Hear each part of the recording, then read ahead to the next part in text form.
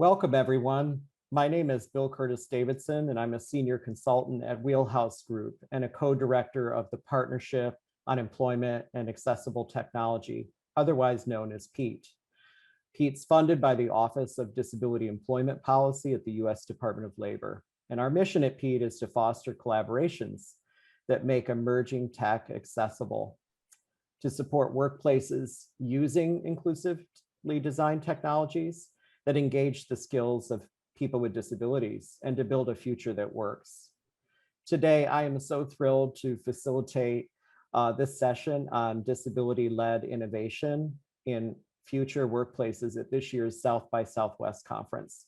In this panel, we're going to ask you to imagine a global economy that actively works to level the playing field across race, gender, and class, and which also considers disability, the one dimension of diversity that overlaps with all other dimensions. We're going to pay special attention to the role that people with disabilities should have in leading and participating in the co-design of emerging technologies to help us meet a goal of equity and inclusion in future workplaces. And I'm delighted to be joined by three esteemed panelists who will share their diverse perspectives on this important topic. First, I'd like to invite Jonathan J. Kaufman to introduce himself. Jonathan is an innovative thought leader, business educator, and strategist who recognizes the impact of personal development on organizational growth. Jonathan? I think the way that I've always, described myself is as a professional stranger. My work, I think, is combined. It's sort of at the intersection. I'm a trained psychotherapist, executive coach, anthropologist, and consultant. And a lot of my work as a social scientist is thinking about solutions and thinking about it really in the framework of mindset, which is certainly one area. The other is the language of culture. And thirdly is thinking about how do those merge as we sort of go along into the 21st century, and what are the challenges ahead? So my role in my day-to-day life is about how to find the best solutions. And it's always really looking at it through a lens of disability. And I was born with a right hemiparesis, a form of cerebral palsy. So living through that lens has been something that has been part and parcel to just my everyday.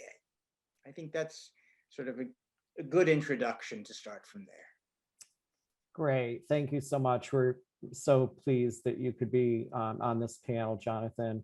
Next, I'd like to ask Zubi Anwada, who is an innovator, disability advocate, speaker, author, and inventor, and he'll tell us more about himself. Zubi? Thanks so much for having me. I'm Zubi Anwada, founder and CEO of Think and Zoom, and I'm on a journey of creating a world where visual impairment no longer steals dreams or kills careers. This journey started after visual impairment killed my US military, my medical, as well as my engineering careers. So I started looking for solutions that could help not just me, but in America, upwards of 30 million, and around the world, way more than 300 million people who suffer per country unemployment of 70% and global illiteracy of 90%. So our crazy idea is to make solutions that are hands-free to enable the visually impaired to do more, to give them greater user experience, improve functionality, and enhance their productivity so that they can compete in today's 21st century workplace. Thanks for having me. Great. I'm so delighted you could be with us, Zubi, and you're going to share some really important perspective as a founder of a startup. That's really valuable among many other perspectives that you bring.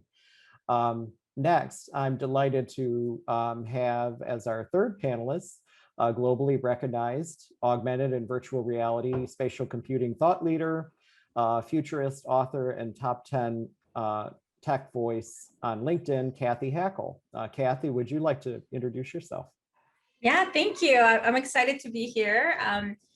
Like you mentioned, my name is Kathy Hackle. I am a futurist at heart. And I am the CEO of the Futures Intelligence Group, where we do futures research. And people are like, what does that even mean? How can you research the future if it hasn't happened? We pretty much look at signals and emerging trends and try to make sense of everything and help companies and brands and governments better prepare for the future. And I can tell you that this pandemic has definitely accelerated the interest in that type of of knowledge. So it's been interesting. But for me, I come to this panel with the perspective of thinking through the future in a future that's more accessible, a future that is more equitable as well.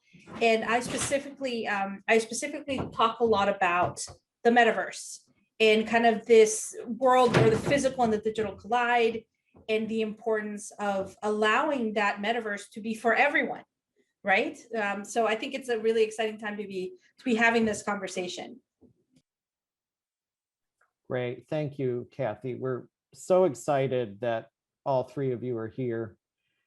And thank you for making time to share your perspectives with us. So with the introductions out of the way, we're going to go ahead and get started. And first, I thought we'd like to set the scene a little bit and talk about, Kathy, you mentioned COVID just a moment ago. All of us feel a sense of urgency in our attempt to recover through this pandemic. And frankly, the impact on how we work, right? The future workplace is a theme that I'm totally centrally involved with. And I know in recent reports, such as in October 20th, 2020, from McKinsey and Company, there was a report called How COVID-19 Has Pushed Companies Over the Technology Tipping Point and Changed Business Forever, right? I think we all feel that. And they outline how in 2020, the digitization accelerated rapidly. What occurred in 8 months would have otherwise taken 3 to 7 years, right? Pretty astounding. And then in some of the emerging tech areas that we focus on in this panel, such as extended reality, a report from September 2020 from the XR Association, a new reality and immersive technology, XR Insights and Industry Trends, they found that the extended reality technologies have a key role in many industries in recovering from the pandemic. So there's some interesting conceptualization we have on how emerging tech will help in this recovery. And while this rapid digitization is expanding access and options for doing what we're doing here, collaborating, presenting, meeting, and remote options are being in some ways default now from this situation, and there's a richer experience. But at the same time, there's a recognition by many businesses that they need to reinvent their practices to make sure that these are not only are these experiences equivalent to in-person experiences, but also that they're inclusive of everyone, including people with disabilities, who we need to make sure are involved in all levels of our businesses and organizations. So Jonathan, I think maybe first start out with you and see what your thoughts are on this. I mean, I absolutely agree with you, Bill. I mean, I think that, as you point out, that COVID has been sort of the great accelerant for all of this. I think what's interesting from my vantage point is thinking about it from the perspective of balance, because of the fact that, COVID has sort of at least created this environment where we have to be able to be malleable and be able to use technology in a way. But when I talk about balance, it's sort of the human element, because there is this question that businesses are thinking about, and they've been talking to me about, okay, well, we're at a point where we can now be decentralized, but what does that mean about isolation? What does that mean about culture in terms of developing a corporate culture and a corporate ethos for the 21st century? What does that look like?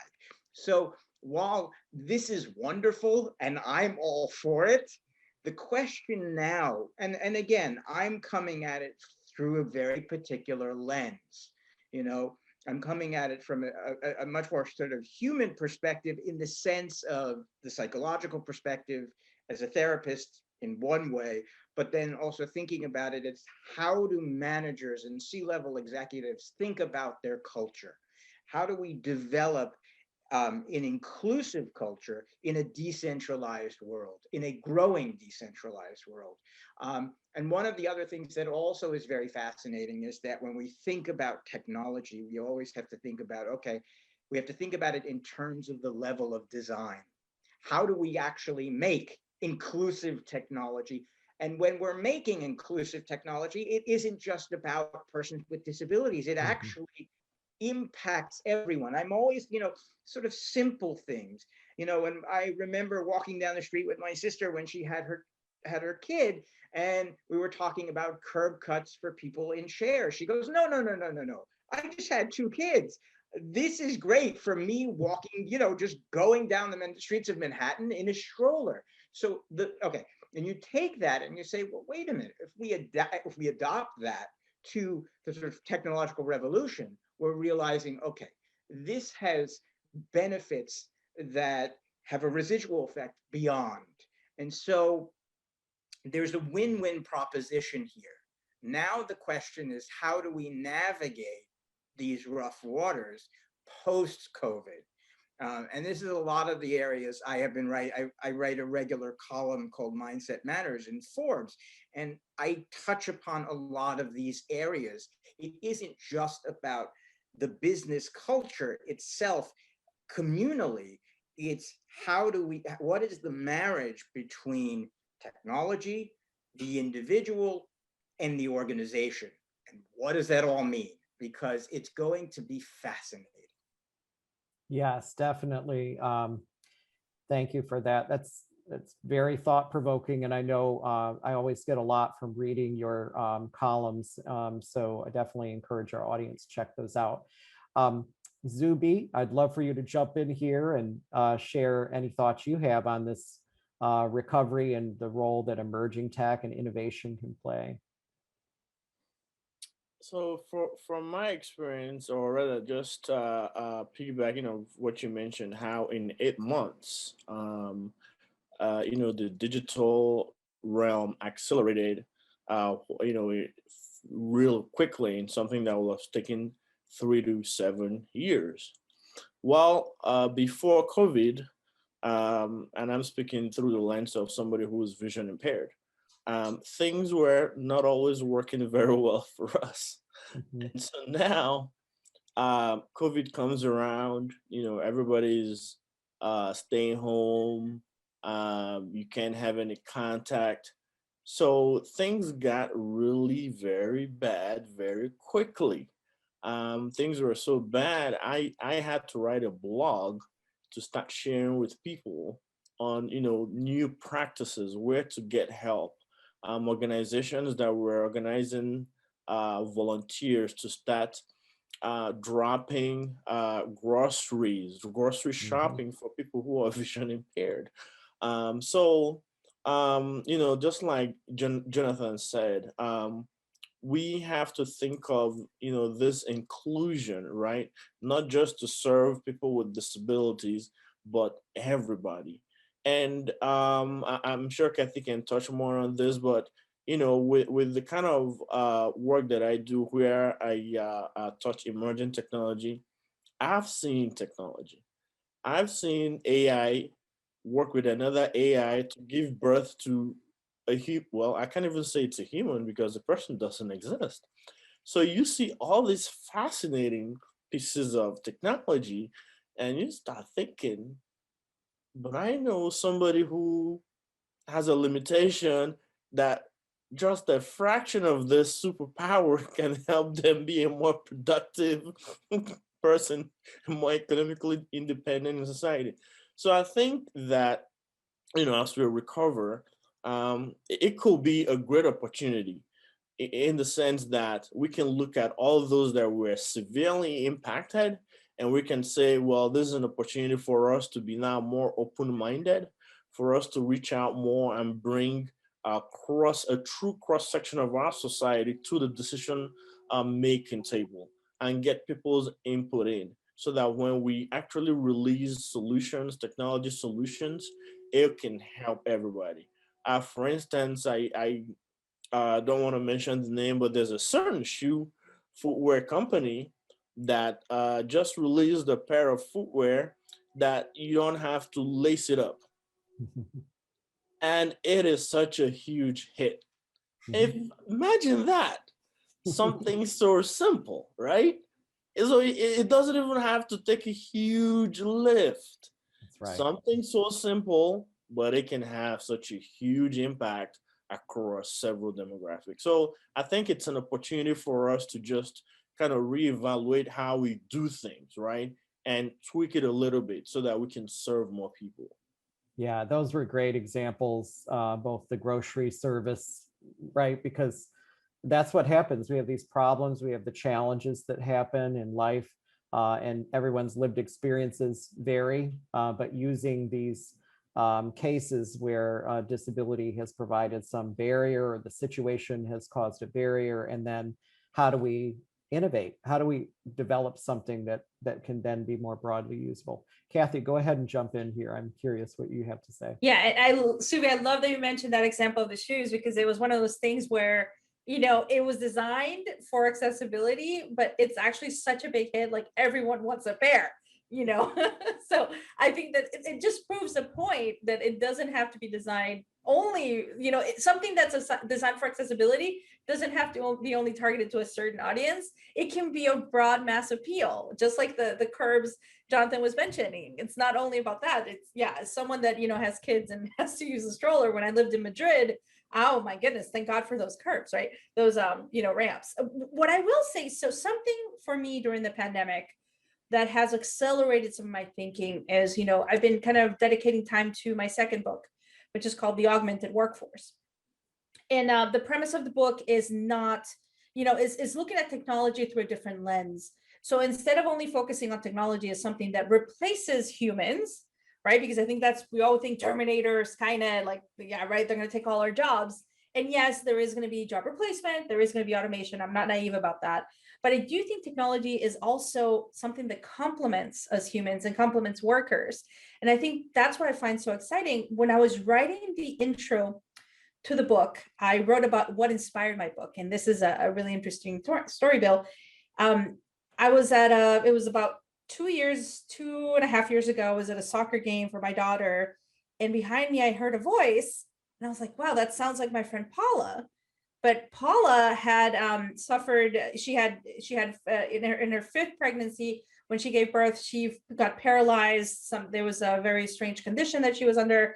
She hadn't recovered. And I remember seeing her in pictures where she wasn't able to walk or move, and I heard her behind me, and I turned back and I see her walking. I see her walking in front of me, and she's wearing this special exoskeleton. Mm-hmm. So that moment to me was a big signal, and I said, look, technology is not about the Terminator and replacing the worker. Technology is about allowing this mom of 5 to be able to walk. And that's what inspired my book. And I think it became so clear during the pandemic how these technologies can have a massive impact to everyone, whether it is that they have a disability or whether they fall ill with something that disables them for a certain period of time. But allowing people to look at technology as something that should be designed for everyone, not thinking about just specific population, but thinking, how can I design something that helps absolutely everyone as much as I can? Yeah, that's a great story. And you were reminding me of, I've worked in accessibility my whole career, basically, but and worked with so many different people with different skills and different levels.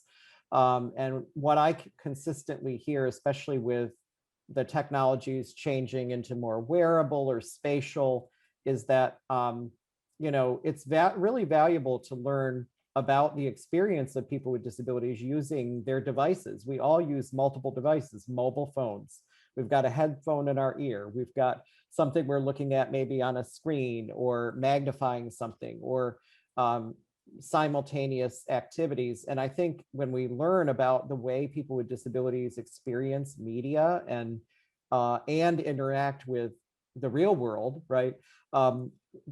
You can learn a lot from that would inform design, right? So I think that's the other thing that comes to mind. So you know. And I want to jump in with something else, Bill, please. because during the pandemic, I also, because, and you know me, you've known me for a while, I am a futurist. So I also get to test a lot of these technologies.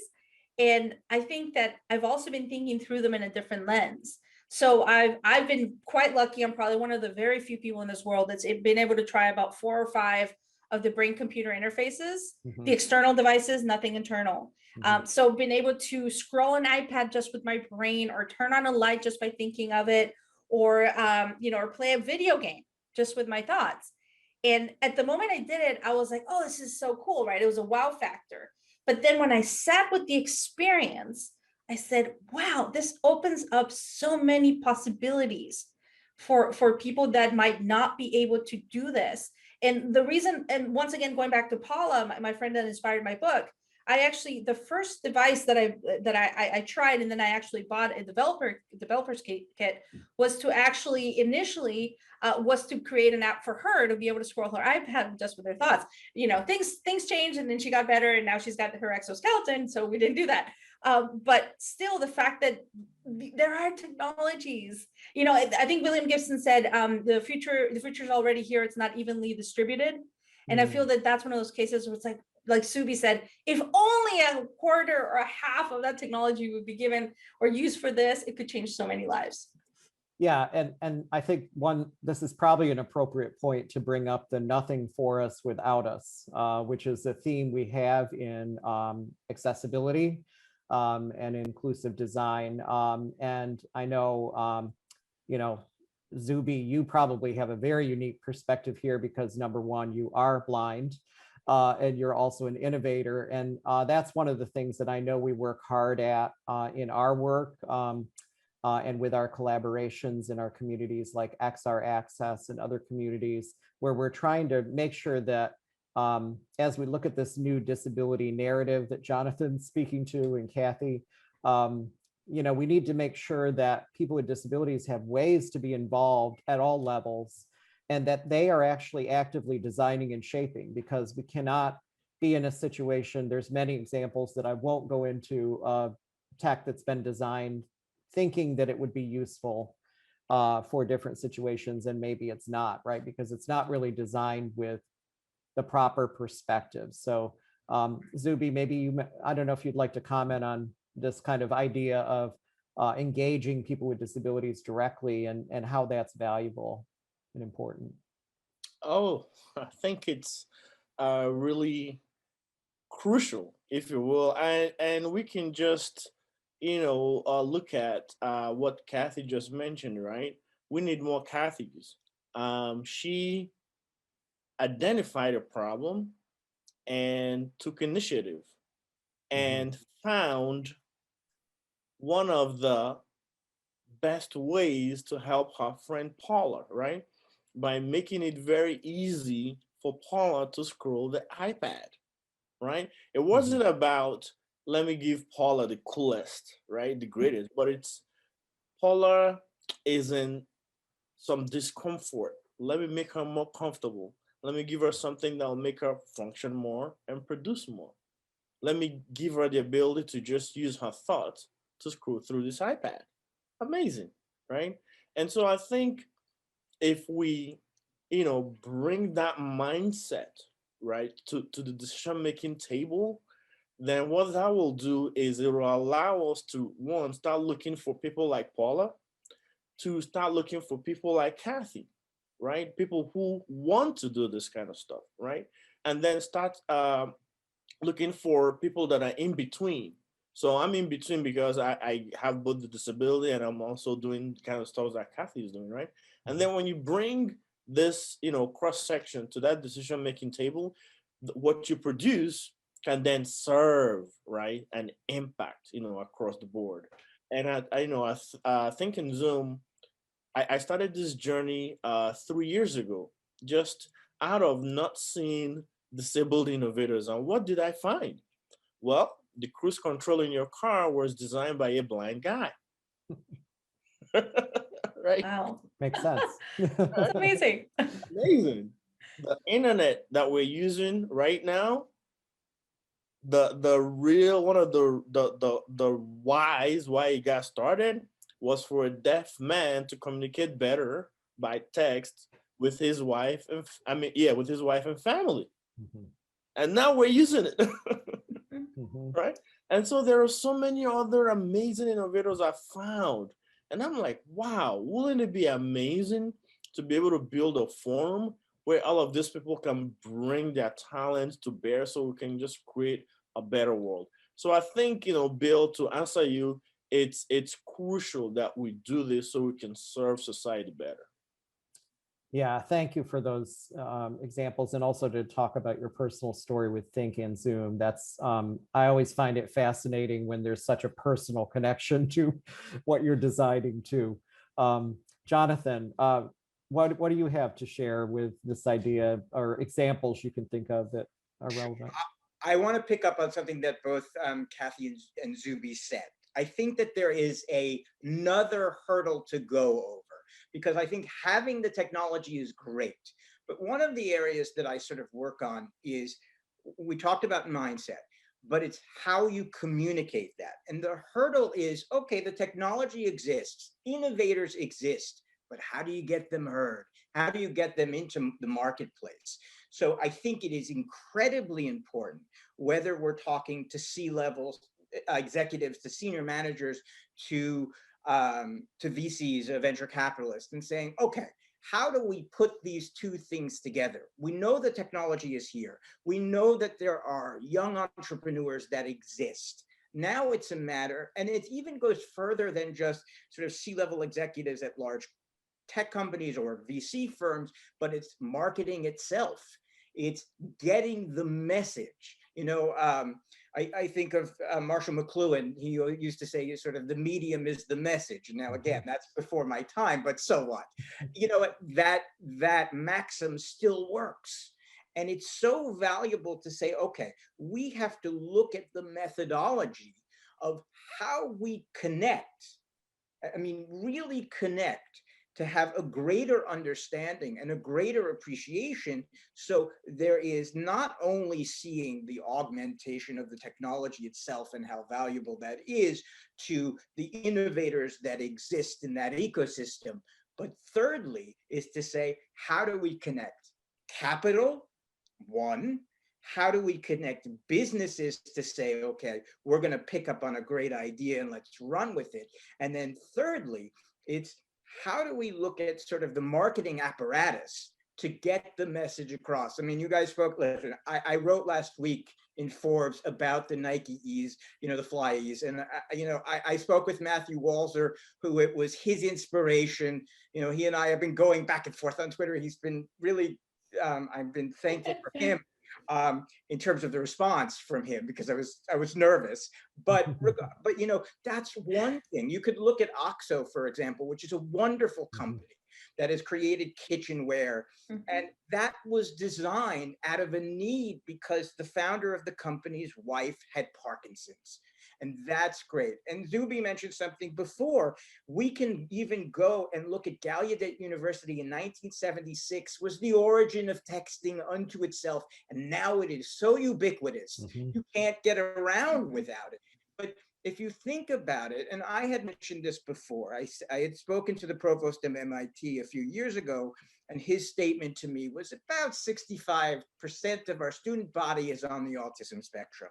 So if you go to any major stalwart tech company, whether it's Microsoft or Amazon or Apple, the fingerprints of people with disabilities are all over the technology we use. Now it is a question of saying, how do we bring that to the surface? And this is where marketing, advertising, PR, those components play an enormous role, because this is about developing a new culture. And when we come out of COVID, which we will come out of, we're getting there, it's how do we reframe this in a new way? How do we look at the value of persons with disabilities, a new narrative of disability, and how does that connect to the larger human story? Yeah. Right. And that brings me to some other questions I wanted to ask you, like about practices, right? Like, so I think you're all referring to the need to shift our thinking, and also how we work, and then of course making sure that we have people at the table that have the variety of experiences, not just disability, but all areas of diversity, really. And I think this is what we think about at PEAT a lot when we think about accessibility programs or inclusive design programs. What do we recommend organizations do? Right. And it's getting more complicated because the compounding of technology, right? If we think about something like AI, really AI is in everything, right? And extended reality or spatial computing paradigms is a really whole new paradigm, right? It's going to populate across a variety of technologies. So I think I look at what I'm excited about is for organizations that really take this to heart and do change their mindset and put in place practices, you're going to be future-proofed a lot better than other companies, right? You're going to be able to actually literally handle this better. And Kathy, I'm sure you can think of some areas, like I look at like what's just happening with virtual telepresence and meetings, right? You do work in holographic, you have volumetric video and telepresence. These are areas that you almost have to think about multimodality and complexity in design, which seems like to be a ripe space, right? Yeah, I think so. I think it's interesting. I think the term human-centered design should have humans, all humans at the center of it, right? Good point. Yeah, it's interesting to me. I love the term. Sometimes I think it gets overused without really thinking, well, what does this mean? So I think that it's going to be at the center of that. With telepresence and everything, and Bill, I spoke at a Department of Labor event last year. Yeah. It was really interesting. I was speaking to the secretary, and I said, these technologies, especially like, let's say virtual reality, for people that do have vision, will allow them the visual part. There is an audio side, and we will get to that because I think it's really interesting and people don't talk about it too much. But from the side of putting on a VR headset and being able to be transported into a social space where I'm able to spend time with my friends, even though my friends are, all over the world and I cannot be with them. And I can be anyone I want to be. I could be a purple dragon, or I can be a man, or I can be whatever I want to be, right? I think has been very powerful, especially for people that are, maybe they're right now during the pandemic at home alone, and they're able to put on a headset and spend some time with other humans, in these virtual spaces. And that's where I think, and I see my children, I look at my children, we're all stuck at home. I've spent more time with my children than I have in a very long time. And they have really become to me a mirror into the future. I think I knew it before, but I think it's become so clear to me during this pandemic. And I look at how they play in these virtual spaces, like they're avid Roblox players, for example. And when they play in those games, they have so many different avatars and so many different skins, and they choose to be this one day and they choose to be this another day. And internally, I'm like, how wonderful. I think that is such a wonderful thing, because the younger generation is a lot more fluid in their identity, is a lot more accepting in their identity. And I think that has good implications, that bodes well for the future in some ways. And for example, I recorded one of the featured sessions here at South by Southwest is a panel on the music business and the metaverse. And I'm the moderator. And we talked about a concert that happened in Roblox. And one of the things that came up was like, it's an accessible space. It's like almost anyone could access that concert.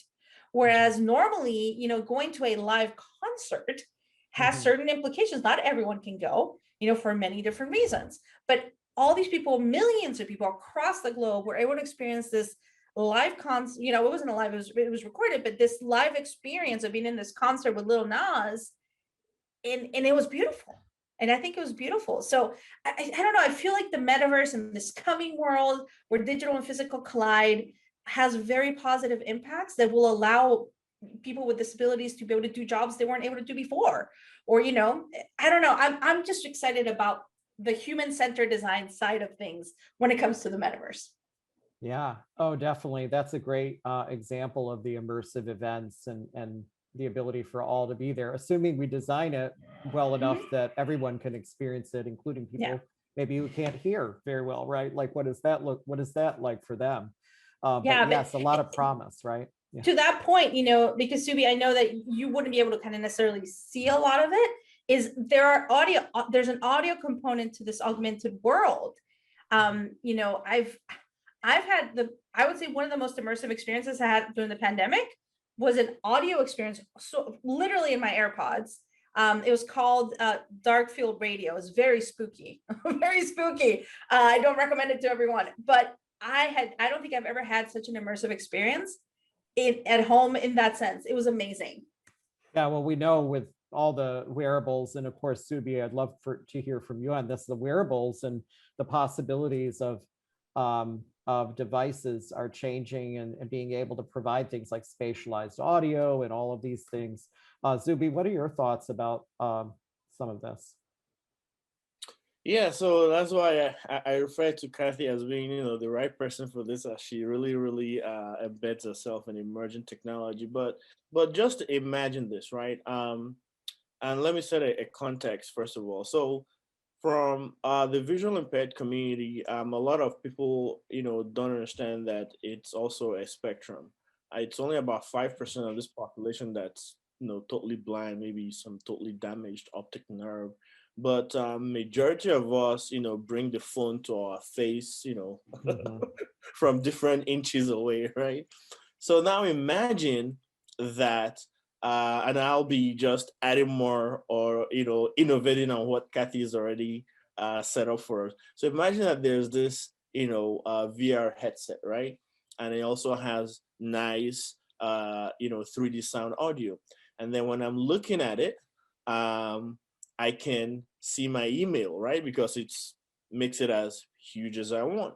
And oh, by the way, I can make it bigger or smaller by tapping into my brainwaves. I'm already Mhm. wearing the Mhm. VR headset across my forehead, right? And then there is something called, eye fatigue. So sometimes the eyes get tired. And so just like Kathy had built this application of using your brainwaves to scroll the iPad for Paula, when my eyes get tired, I can just close my eyes and just now use my brainwaves to be controlling the text to speech, consuming content. Because at the end of the day, content is all around you in the world and you want to consume it, right? That's like the most important thing. It's not the jazzy, flashy pop up, it's beautiful, but you want to consume the content, right?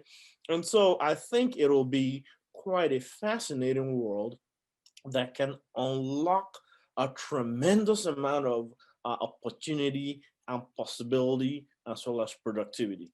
And then going back to the storytelling that Jonathan mentioned, man, I think that is something that's also like a blind spot that we don't often talk about, because even till today, 2021, the word disability conjures some nonprofit helping people. Mhm. But people like Caroline Casey and the Valuable 500 have been doing quite, a tremendous job, right? She was in Davos, Switzerland. This was in 2019, I believe. Mhm. And for the very first time, she brought disability to the floor of the World Economic Forum. And I'm like, wow, that's the first person that did this? And why did she do that? Well, she's legally blind herself, right? And coincidentally, I just happened to be also in Switzerland speaking at the UN in Geneva 3 months later, and I was the only person talking about disability from such perspective. So, storytelling, as well as like Kathy mentioned, bringing all the humans in, to be in the center of this design. And we do have the pieces of the technology. We have them today. It's just putting in the right mix to serve and impact the people positively. Yeah, putting programs in place. That's one of the things that's so great about the Valuable 500 is people making commitments of their own choosing on a spectrum of elements, right? Putting an accessibility program in place or working Or on just different talking projects. about disability Yeah, in their boardroom when a she's talking. boardroom topic. Yeah, 90% of companies had never even mentioned that word before. exactly. And Yeah. if it doesn't start at the boardroom, it doesn't cascade down throughout the organization.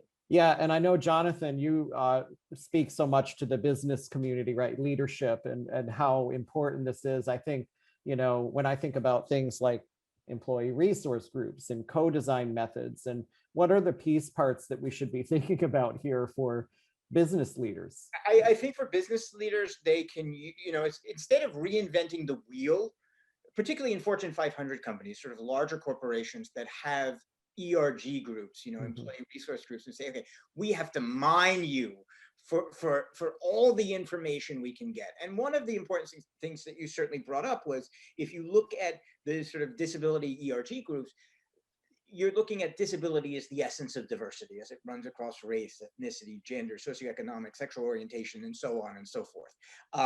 So it has a sort of broad appeal. So if you're sort of using the data that you can mine from these ERG groups, but you're also, what you're doing simultaneously while getting that data, you are again, this goes back to sort of culture.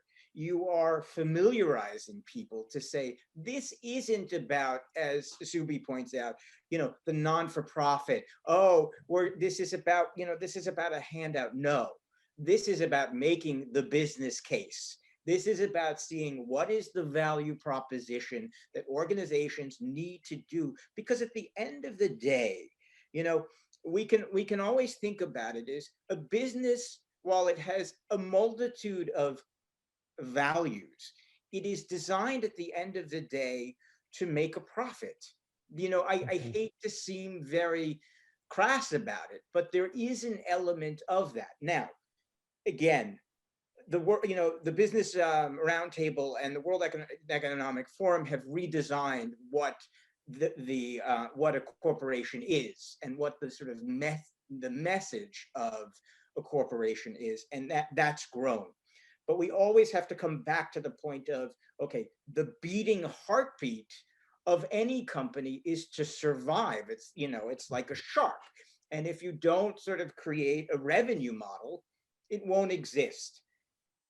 But if we look at this and say, wait a minute, we have this convergence now of new technologies that can have enormous value.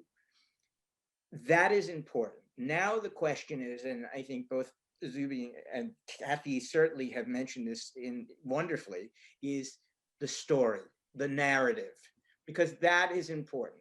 And I do want to say one other thing, and this is sort of a side note, is a counterpoint to what we're talking about, which I think is important.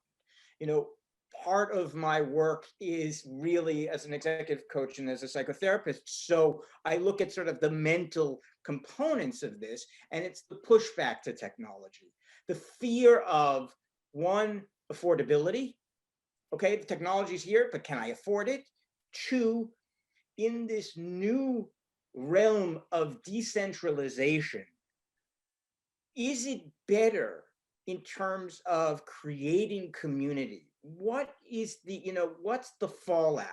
What's the repercussions? And again, these are things that just need to be in the mix of the discussion.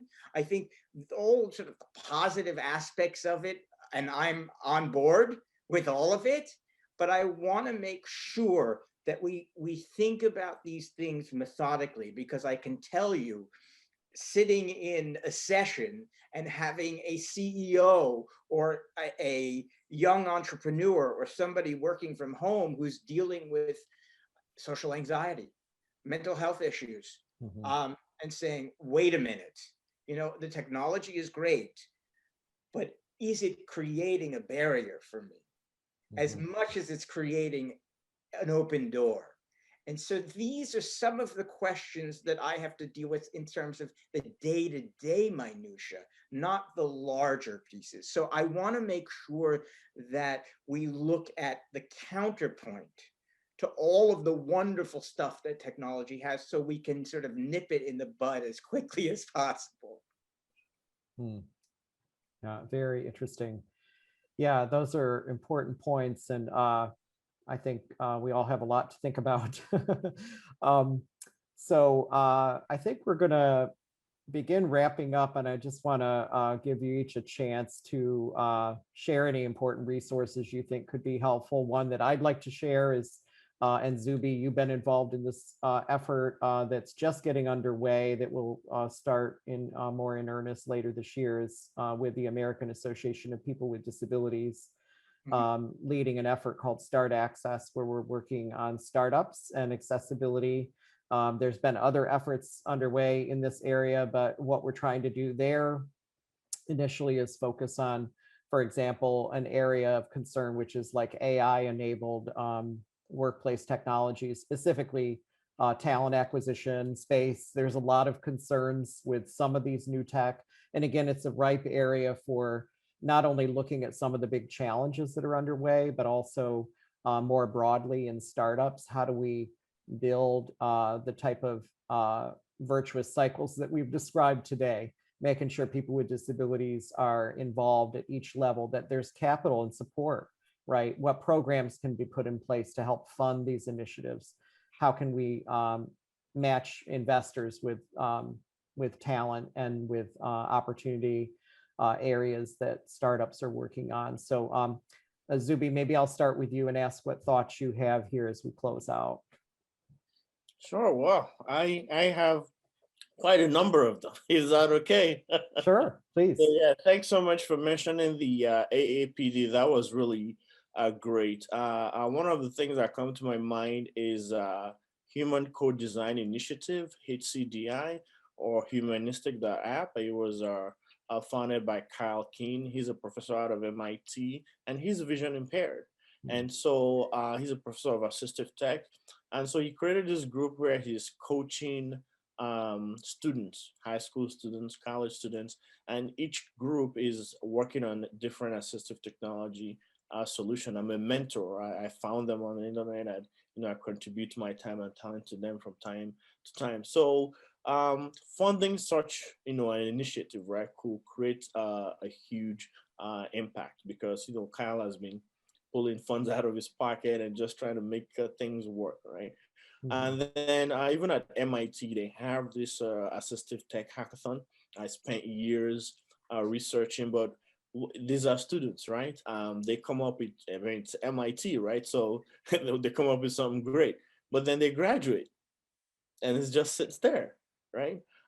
Even at Stanford, I talked to a PhD student. She created 2.5D, right? So what does that mean? It means real-time tactile feeling of whatever is displayed on your digital screen. Imagine the impact of that.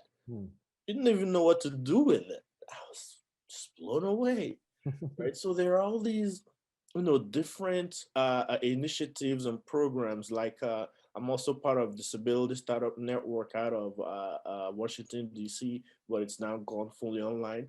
So that's the first time I found a meetup group of all disabled entrepreneurs, all kinds of disability. Wow, that would be great to give this funding, or National Center for Disability Entrepreneurship. So I think it's great that there are, some of these groups, right? But giving them the right kind of funding, or connecting them to the right big power corporation, right? That can, look at what they're doing, have engineers, for instance, Google, right? They have their 20% time. Well, their 20% time brought about, what is it called? Wheelchair accessible locations to Google Maps. It was a Google engineer that organized a team and did that. Or another Google team, they brought about wheelchair sensors for people with, that use wheelchairs. I didn't know they had sore points.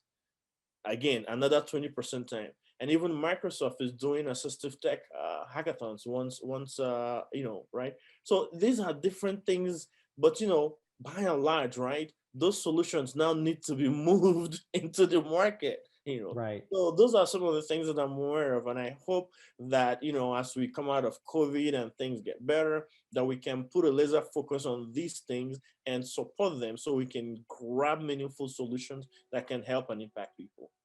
Those are great ideas. And I know, as someone that works in what I characterize as convening the community, right?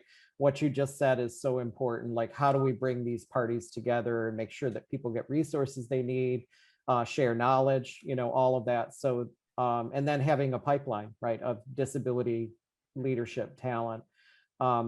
Jonathan, final words. Yeah, I look, I think Zuby, you had sort of mentioned Caroline Casey and the Valuable 500, who I know both very well. And I think they provide really a wonderful model because one, they're bringing it to the forefront. Two, they are placing companies really on notice, saying, look, you really need to think about this. And these are major companies. What is important is the narrative. What is the narrative as we go forward? Because each of you have talked about a piece of the narrative. Now it's coalescing all of them to say, okay, what is the message? How do we get out there? And what are the connecting points so that you can, one, get the technology to the marketplace. Two, you can get the story or the message, the marketing across. And three, you have to think about, okay, what is the next phase in terms of consumer acquisition? You know, so you have all of these silos, if you will. Where is the connecting point? And this is going to be the challenge. I mean, it's fun and it's fabulous and interesting because we know it exists. As Zuby sort of you said, well, there's all this technology, whether it's out of Stanford or Caltech or Carnegie Mellon, you know, but how do we get it seen? And who sees it is just as important. And the final thought is, and I go back to this, is mindset. Mindset is really important because it's how one thinks and how one perceives the understanding of disability in general. We are now at a point, and I'm writing a book literally on this, where you have to look at disability and the lived experience of disability, not just as personhood and agency, but as an ever-growing body of knowledge. I take this from Foucault, who talks about the archaeology of knowledge. What we have in sort of this community is, through the lived experience, is this extraordinary body of knowledge.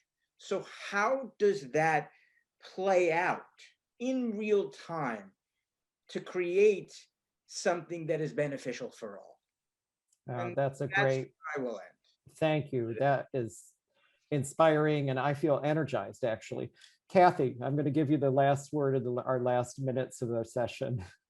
I don't know how to follow that up, Jonathan. That was amazing. What I would say, Suvi, is that you reminded me when you talked about texting, how it was created in cruise control. I think through, the current technology I'm seeing right now and where the future is going, right? I'm a futurist at the end of the day. I think about what happens, what comes next. And, there's, for example, this afternoon, I had a call with a company that makes a haptic glove. And they've progressed so much in the technology, and they showed me a video where someone was actually petting a virtual cat and they could feel the cat purring. Right. And that to me is like, wow. I mean, that's cute. Like, that's cute. But if you think about the implications of what that can do and the amazing possibilities, or Mojo Vision, which is, so Haptics is an American company. Mojo Vision is another American company. They're making augmented reality contact lenses.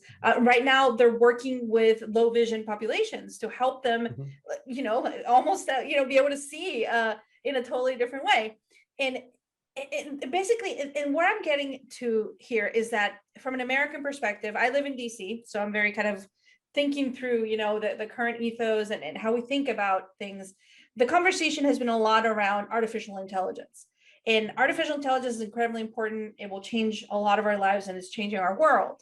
But when it comes to how we as humans will engage with the world, I think that the extended reality technologies, whether it's in our audio, whether it's in touch, whether it's in our visuals, are going to have a bigger impact on us as humans than AI, because we're not going to see the AI as much. We'll see it, through AR. But I think that we're having a giant conversation over here about artificial intelligence with millions of dollars being allocated over here. Whereas in VR and AR, the US already leads. We already lead. This is American born technology. The godfather of VR, the godmother, the grandfather, and the father of VR, they're all American. And I'm baffled why there's not much more being put into that space from, you know, from like that, you know, federal point of view of investing in these technologies to make us a better population and to help so many people. So anyway, I don't want to kind of, I don't want to leave with that. I just want to say, this is an exciting time. There's a quote from John Scully, who was a CEO of Apple, and he said, "The future belongs to those who see the possibilities before they become obvious." And I think that Subi, for example, you, Jonathan, Bill, you guys see what can be possible. You live it and you understand it. And I think that we all, including corporate America, including the government, need to listen and need to pay attention, because you see what is possible and what these technologies can do to make us better humans and a better society. Great. Thank you so much for that, Kathy. And I just want to say thanks to each of you. This has been really fun, actually, to talk with all of you. And I hope that you and the audience have gotten a lot of interesting ideas that we've shared with you, and also, more importantly, putting some things into action. So please learn more about this space, watch us, watch others in this space. And I'm personally very optimistic about all of what we talked about today. And I really just, again, want to genuinely thank you for being with us today, and for all of you watching. Thank you. Take care. Bye-bye.